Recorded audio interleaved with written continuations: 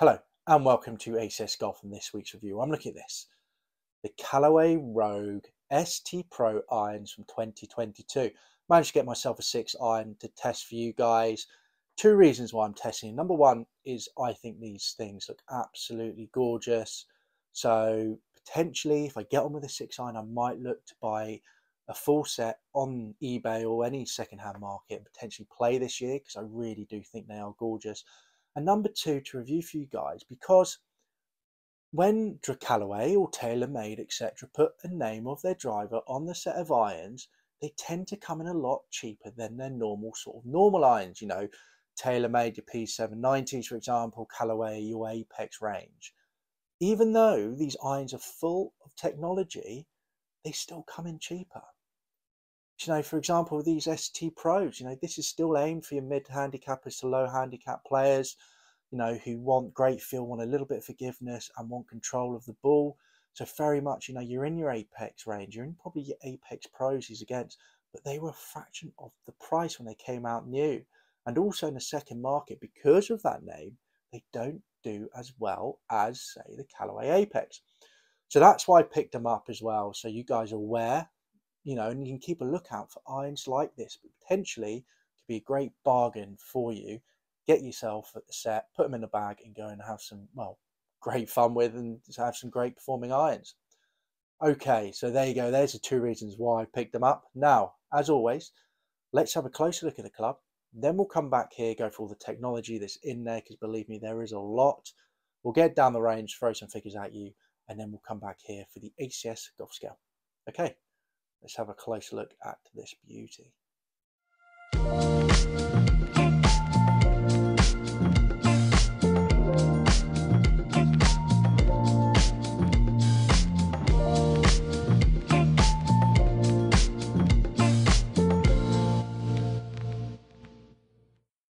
So there you go, a great looking club in my mind, absolutely gorgeous thing. I love the size of it as well. You know, very much that sort of distance players irons. Maybe not too sure about that, but definitely something I could live with. Anyway, let's get on to all the technology here and let's read some spiel off from Callaway itself. So, introducing the Rogue ST Pro irons, our fastest players irons. So again, here you go, these are their distant player irons. So the Rogue ST Pro irons are designed for low to mid single-digit handicap golfers. They feature all the best technology of the Rogue ST in a hollow body construction and a compact player shape. So very much that sort of ongoing thing where, you know, you do have that hollow construction. You know, come replay the Mizuno MP20 HMBs, hollow construction. It's very popular nowadays. One thing I'm not a fan of is when, you know, things like Callaway, etc., come out and say, you know, this is definitely a mid to low handicapper. I definitely feel like, you know, you could have a high handicap player who strikes at irons really well, but it's just let down by other things, say they're putting or they're chipping, etc. So just because they say it's for low, for mid handicapper, if you strike your irons really well and you're really good with them, but other aspects of your game let you down, you might still be able to pick these up and get on with them. So don't always read into that, to be honest, from, you know, the big brands. I never really like it when they say that. But anyway, moving on. So, more ball speed from the all-new high-strength 450 AI design flash face cut. An industry first, we combined high-strength 450 steel with our AI design flash face cut. This delivers more ball speed and better ball speed consistency. Exactly what you want when it comes down to a player's iron. You want that consistency. That's the main reason to pick these up. Problem with the game improvement irons, sometimes, you know, you can find that real sweet spot and a thing can just fly for miles. So that's always good when they say that. And also, you know, the AI bit there, Callaway have been pushing their AI technology they've been using for years. And obviously, it's part of this, as all of their sort of, you know, clubs are at the moment. So moving on. New AI face optimization for speed, launch and spin. Again, AI. We applied our new AI face optimization to Rogue ST Pro. It's unique for each model and loft to create spin rate consistency across the face. Great. Again, consistency. That is what you want with player irons. This delivers high launch and core and a more controlled landing angle to help hold the greens. Brilliant. Again, control. And then we've got precision tungsten weighting for optimal launch. So our new precision tungsten weighting features up to 48 grams of high density tungsten, and you have it here, so it normally goes at the toe there. It's unique for each model and loft. Oh, sorry, reading the wrong bit there. It's a high density tungsten and 188% increase over the Maverick. So stuck a lot more tungsten in there. The Maverick Pro irons are pretty good as well, to be honest. So we'll have a look out for them if you're looking in this, because I think they're really quite cheap on eBay at the moment. But anyway, definitely going off piece there. This provides improved launch conditions and maximizes ball speed across the face. Brilliant. They got patented urethane microspheres for pure feel. So our patented urethane microspheres are now pushed further up the face in the Rogue ST irons up to the 6th groove to enhance sound and deliver pure feel while maintaining fast ball speeds. So you got urethane pumped in this. A lot of sort of clubs do that now for their hollow body technology. You know, it's not just nothing in there. They tend to put this urethane or other sort of material in there to really help with, I don't know, the bounciness of the ball, if you're off the face, sorry, if you get what I'm saying, so to help ball speed, etc. And then moving on, you've got compact, workable shape. So Rogue ST Pro irons are designed using hollow body constructions, as I mentioned, to deliver the look and feel of players' performance iron with the distance and forgiveness of a game improvement iron. We'll talk about the forgiveness later. Do I feel like this is forgiveness as a game improvement iron? No, but I'm sorry, but something that compact, you're never going to get the same forgiveness as a game improvement iron, are you? Anyway, moving on to lofts. Lofts are pretty much the same as sort of all the range at the time, you know, your P790s, etc. Nothing, not very traditional, but not really jacked up. So 3 irons, 19 degrees, 4 irons, 21 degrees, 5 irons, 23.5 degrees, 6 irons, 26.5 degrees, 7 irons, 30.5 degrees. So, you know, a little bit stronger than your traditional 7 iron. 8 iron is 34.5 degrees. 9 iron is 38.5 degrees. Pitch wedge is 43 degrees. Ugh. And your gap wedge is 48 degrees. Personally, whenever a pitching wedge is like 43 degrees, I'm always a bit wincy because it does leave quite a big gapping at the end of a bag. I much prefer when it's, you know, you're getting to that sort of, you know, 46 degrees. That's when it is better. Anyway, so there's all the technology. Now let's get to the range. Sorry, I'm going to throw some figures at you, and then we'll come back here for the ACS golf scale. Here I am down the range on a very cold winter's evening, very much looking forward to spring coming soon. Now, figures wise, so for me with a 6 iron, I'm sort of looking for around that 170 mark to be good. If it's 160, that's not bad, but I'd expect this sort of club to be close to that 170. So going into the figures, on average, I had 162 yards carry, total distance 170 yards, so right on the mark. Ball speed 113 miles per hour, launch angle 19 and height 73. Feeling of the club was great, very good as well to sort of change the flight of the ball if needed. Felt really soft out in the middle of the face. There was one big potential issue with this club though, and I will discuss that when I'm back in the office. We're going for the ACS golf scale, but overall happy with it. Longest on the night was 178 yards. And shortest was 163 yards, so a little bit of difference there, and I'll explain why. Well, definitely with the long one, why that can potentially happen with this club. The other one wasn't a great hit and just shows the forgiveness isn't that bad. So there you go, and not bad distance at all, you know, on a cold winter's day when I'm not swinging that fast, to get 170 yards on average, very happy with that. I mean, if I was playing my MP20 HMBs, again, I'd be expecting the same sort of thing, maybe a little bit less on a day like that. So very happy with it. But one issue that I've noticed out on the range, and also I've read about as well, which I will discuss going through the ACS golf scale, which we're going to do right now. So first off, distance, 3.5 out of 5. I thought it does exactly what it needs to do for players' distance iron, you know, really good solid distance. And yeah, nothing really else to say. You know, for me with a player's distance iron, I'd expect it to be 3.5 to be what I'd expect it to go, really. Anything lower than that, and I think it's a little bit shorter than what it's aimed to do. So yes, 3.5 out of 5 is great. But moving on to the issue with this iron, and because it's about distance, and that is it has a sweet spot. So obviously all irons have a sweet spot where, you know, you hit it out there, you get really good feedback, good for, you know, the ball comes out hotter and it feels really nice. But majority of your player irons, you hit that sweet spot and the club is performing how it should perform. With this, it's sort of acting a little bit more like your sort of game improvement irons, your sort of bigger, chunkier irons, where you hit this sweet spot and then suddenly it shoots out like an absolute rocket.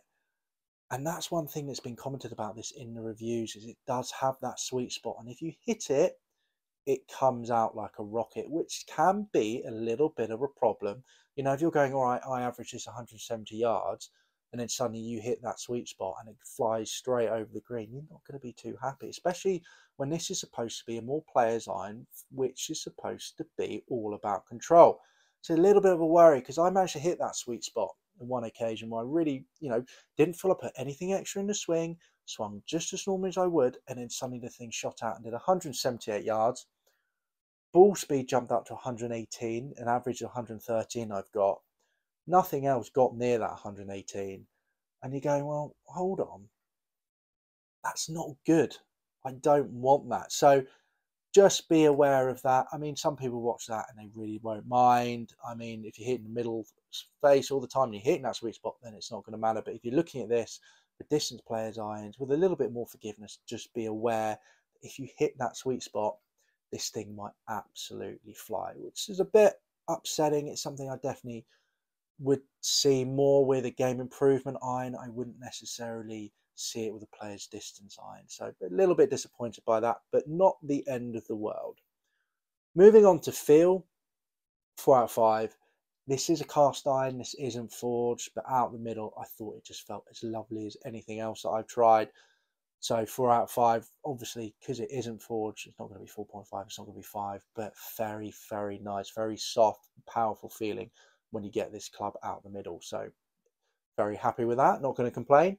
Looks, I'm going at 4 out of 5. I think it's stunning. I'm not a massive fan of that. I think if they just kept it all like sort of the silver, the chrome, and then maybe Rogue ST in it, a bit like the tungsten or the Pro there, I'd be a lot more happier. That sort of, that black bit there, I'm just not hugely thrilled of. So that's the only reason I'm going at 4 out of 5. But generally, it is a gorgeous set of irons. I'd be very happy to have in my bag. Moving on to forgiveness. Forgiveness, I'm going at 3 out of 5. It's a player's iron. It's a player's distance iron. 3 out of 5 is exactly sort of where I'd see it. So a little bit more forgiveness than your sort of normal player's iron, and nowhere near as forgiving as your game improvement iron. So 3 out of 5. There is some forgiveness in there. There definitely is. I mean, ball speed, the lowest one I did actually hit, which I didn't do a good shot at all. Ball speed dropped down to 109 miles per hour, but it still managed to get to 167. So just 3 yards average, 3 yards below, sorry, my average. So can't complain about that at all. So 3 out of 5 when it comes down to forgiveness. Not bad. Well, very good for the size of the club, but just be aware. Callaway say it's forgiving like game improvement irons. It's not. In my mind, it's not at all. It's very much a forgiving sort of player's distance iron, you know, maybe a little bit more forgiveness than normal. So there you go. Now on to price. So price for me, I'm giving this a 3.5 out of 5. If you're looking on eBay and you're looking at ones which are auctions, then you can generally pick this up for under £400. So 4 to pitch and wedge, 5 to pitch and wedge, under £400, sorry. So under about $480, which I think is a really good deal for these irons. I know the sweet spot's there and it can be a little bit potentially annoying, but overall they are a great set of irons. So, you know, under £400, under $480, really happy days. I mean, I've even seen a set of these go for £250. So we're talking just over $310. Absolute bargain. I mean, if I saw that myself, I would have picked that up and put them in my bag straight away. So yeah, so on eBay and auctions, you can get a really good deal with these irons, and that's why I've given it 3.5 out of 5. If you're looking on sort of, you know, your second-hand marketplace, Golf Bidder, etc., then you're looking at sort of 479 to £479 to start off with, 5 to pitch and wedge. It's about $590. And that's a little bit more. And then you're sort of looking in, well, hold on, well, I could get maybe P790s, or I can get maybe a Callaway Apex, or maybe 2021, so not as new as this, 2022s. But so there's a few more options out there, which sort of brings that average, the 3.5 out of 5, brought it a little bit down rather than being a 4 or a 4.5. And also, just to note, you can technically still pick these up brand new. So I've seen this at the Clubhouse Golf over here in the UK online. You can pick up 5 to pitch and wedge for just under £600. So that's just around $750. It is regular shafts, so do be aware. But 5 pitching wedge for an iron that looks that good, performs as well as it's performing, to be fair, for a player's distance iron, regardless of the sweet spot, I think that's an absolute bargain. So overall, I'm giving it a 3.5 out of 5. So there you go. There's the ACS Golf Scale. Now, would I put these in a bag? Because the whole reason why I got this club was to test it for the bag. And honestly, looks-wise, 100% forgiveness. Definitely got enough forgiveness for me. Happy with that. Felt fantastic. 4 out of 5. Price, second-hand market. Pick up a steal. Again, happy with that. But it's that sweet spot. Distance is normal, perfect, right on the money for me, but is that sweet spot? And that's my little worry, because I think if I was, put a normal swing on it and then suddenly absolutely bolted that 6-iron out to 180 yards like a 5-iron, I might be kicking myself when it goes over the back of the green. So that is the only downside of it. Obviously, if you're a better golfer than I am and you're hitting the middle all the time and hitting that sweet spot, then perfect, go get them. But for me, it's just, I'm really looking for consistency now at the moment with my my whole bag, and that's what I'm aiming for. Obviously, with some added forgiveness. Never going to say no to forgiveness, but for me, it's all about consistency. Putting the same swing on it and getting that consistent distance. So for me, because of that sweet spot, I just don't think I could put them in a bag, which is really upsetting because overall, I think they are a great iron. Okay, so there you go. There's my review of the Callaway Rogue ST Pro irons. Great irons. Just be aware of that sweet spot. All right, guys, I hope you enjoyed this video. Remember to give it a like. Do comment down below if you play these irons. And if you do, have you found the sweet spot? Have you thought, hold on, this iron shot another 10, 20 yards over the back of the green, which I wasn't expecting. So do let me know down below if that's the case. And also remember to subscribe to the channel for weekly golf reviews and some extra videos as well that I release every now and again.